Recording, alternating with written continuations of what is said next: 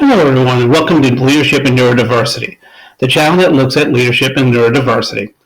Today, we're going to talk about the article that was written by me for LinkedIn for the World Autism Appreciation Month, which is "I'm Becoming the Advocate I Needed." Now, I tell my story a little bit, talk about how I've been through a lot: hospitalizations, bullying, not getting opportunities, and finally realizing that I need to step up and take care of myself. Now, that's done by making sure that I represent myself as best as possible. Now, the point of the discussion is how I'm becoming the advocate I need and how you can become the advocate you need. Now, this is important. I feel that becoming an advocate means that you have to represent yourself to the best of your ability. You have to recognize your strengths. You have to recognize your talents. You have to recognize what you're capable of doing. You have to see what can be done. And let's face it, not everything is going to be fair. Things are going to go wrong. But if you keep trying and you keep pushing yourself, it will work. In neurodiversity, the question is, why are we being held back? And for some, it's because their inability to speak for themselves. For others, it's direct discrimination by the organization. I can safely say that I've been a victim of both. I recognize that there have been issues with organizations that see that I have talent, see that I have the credentials, but I was told point blank that I would never get a promotion in one role regardless of what I did. And then only to see that three people who had less experience in my department and didn't have the same credentials were promoted over me. Now, fortunately, I had taken an offer for another job with another company the day before and late in that afternoon. So what are we doing here? We're talking about the realization of our goals. We're talking about presenting ourselves and making our voices heard. We're talking about the need for all of us to work together to make things happen. That means that we need to change how we're approaching it. Now, we have plenty of strong voices out there. I see them every day on LinkedIn. There's so many great people out there who represent the neurodiverse community. Within that community, there are people who speak about different topics, talk about their experience in the workplace, talk about their lives, and I'm proud of all of them. For me, I represent my life and my experiences on the spectrum and what's happening to me in the workplace or what I'm seeing. And for me, advocacy is the way for me to go. I think it's a way to present myself in a way where I can make the argument that things need to change. Things do need to change for us. We deserve the same career development, career advancement, and leadership development opportunities as neurotypical people. There's no denying that. And the truth is, we are not getting that.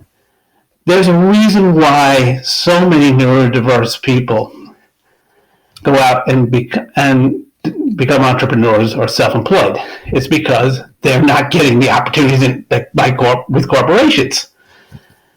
And quite simply, this is wrong.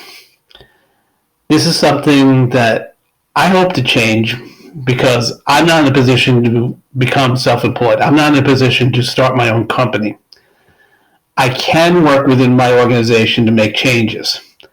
I'm fortunate enough to have management that understands the situation, understands I'm going for a PhD and it's not for my health. I'm not doing this for fun. I'm doing this to make changes in the world. I'm doing this to make an impact. And for me to do that, I have to go out and advocate, not just for myself, but for everyone, for all neurodiverse people, for all marginalized people, for anyone who feels they're being slighted or mistreated or discriminated against or is being done wrong. I want to be the advocate for that person. I want to tell management that everyone benefits when everyone gets the same opportunities, regardless of who you are, where you come from, your skin color, your creed. Doesn't matter. You all deserve the same opportunities. And that's what true diversity is, when everyone gets the same opportunities. Not just one set of people, but all of us. This is not a zero-sum game where if one group benefits, the another group suffers. No, both groups should benefit. All groups should benefit. All people should be given the same opportunities regardless. If someone has the same talent level as me, has the same credentials as me, they should get the same opportunities that I get, and vice versa. Now, to advocate for that, we need to make our voices heard in a neurodiverse community.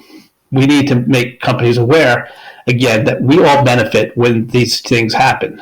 When you allow us to grow, when you give us the opportunities to develop, when you give us the opportunities for promotion, when you give us the chances to lead. Now, personally, I've never been in a leadership role in any sort. And it's frustrating because I have 2 master's degrees. I'm studying for a PhD. And I guarantee you almost any neurotypical person with my skill set would be put in a leadership role right now. And I think it's simply because I'm autistic that I do not get the same opportunities as everyone else. So what I'm going to do is channel my anger towards advocacy and for changing the way things are done and for presenting the idea that we all deserve the same opportunities. Every single one of us. We deserve a way to grow. We deserve a way to be the best we can be. And I can tell you that if we are denied those opportunities, we are not going to be the best we can be. We're going to be seen as lesser people or unworthy. And quite frankly, I'm here to challenge that. I'm here to discuss with anyone who can present themselves as a good, strong candidate. Now, here's the thing. Some people in the autistic community are nonverbal. And you know what? They can speak volumes without saying a word. They have talents too. If autism is on the spectrum, then so are our talents. And I believe we have a very, very large group of talent within our community. I believe within the neurodiverse community, there's a great group of talents. It's visible every single day. Yet, organizations do not see this. Now, another thing I want to discuss in the advocacy plan is the end of what I call checkbox DEI, where you're hired based on your conditions rather than your talent. This happens a lot in neurodiversity hiring initiatives, where the main focus is hiring a person because they are neurodivergent instead of having the actual talents. Now, from my experience, at first, especially startup, there were several people who, quite frankly, should not have been in the program. And that goes both ways, because there were some who barely had finished high school and shouldn't have been in the program for that reason. And then there were 2 people who had engineering degrees. And one of them had a second bachelor's in psychology. So the idea of checkbox DEI doesn't really work. What could have been done differently is you take the 2 people with the advanced degrees and you match them to jobs that are better suited to their skill sets. And then you take the people who graduate high school, who barely graduate high school, and give them the opportunity to grow and develop skills and then become valuable employees. Now, for the rest of us, we all did great. I mean, it was a really great experience.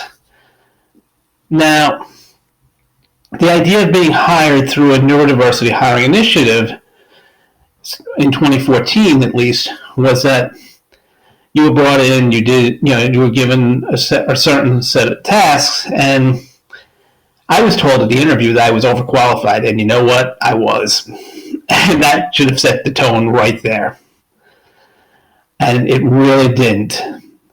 I stayed there for 7.5 years. I was denied opportunities. And you know what? I felt there needed to be a change in the way things were done. Now, neurodiversity hiring initiatives would benefit greatly if they changed the way that they hired us. Match our skill sets to the jobs, and match the jobs to the skill sets. Pretty simple. If you have to take a very holistic approach to that, then do so. Now, I give Specialty Sterner credit because they have gotten better over the years. They actually now work a little bit more to try to match people to jobs. Still not quite getting there, but I think there's room for improvement. And I'm more than willing to talk to any organization about how we could make changes in the way they hire. Now, on top of that, I would like to see real opportunities develop for career development, career advancement, and leadership development. You don't need me to tell you that I'm working towards developing a leadership program. I've already discussed that. And I'm very happy to announce that I met someone up through LinkedIn who wrote a master's thesis about the construct of what a leadership program might look like for autistic people, because she interviewed a group of people and asked what they thought would be the best ideas for leadership development. And I'm very happy for what I saw. She did a great job. Her name is Nikita Williams. She's a doctoral student now at the University of North Carolina, Charlotte. And I will tell you right now, she is somebody to watch out for in the future, because she's going to be dynamite. She's going to do great things for the community, and I really respect her. Now, I hope she decides to publish her thesis publicly. I think anybody who wants to see an example of how a framework can be developed should look at that. That's a great example of advocacy. Now, what I have done on my end, I haven't done that, but I developed a framework for a program. So perhaps we can combine elements, not completely perhaps, but there are elements we can share with each other and work together towards making that work. That would help create a plan that would show corporations, hey, listen, this is what people want. This is what autistic people want. This is how we do it. This is how we designed the program. Now, we're encouraging people to not be afraid or hide in a mask. We're telling them to wear armor. We're telling them to go out there and let them take a hit and then hit back. Not physically, but mentally, with their mental ability. With that, I thank you very much for watching this video. I'll be back in about a month with a new topic. Until then, take care.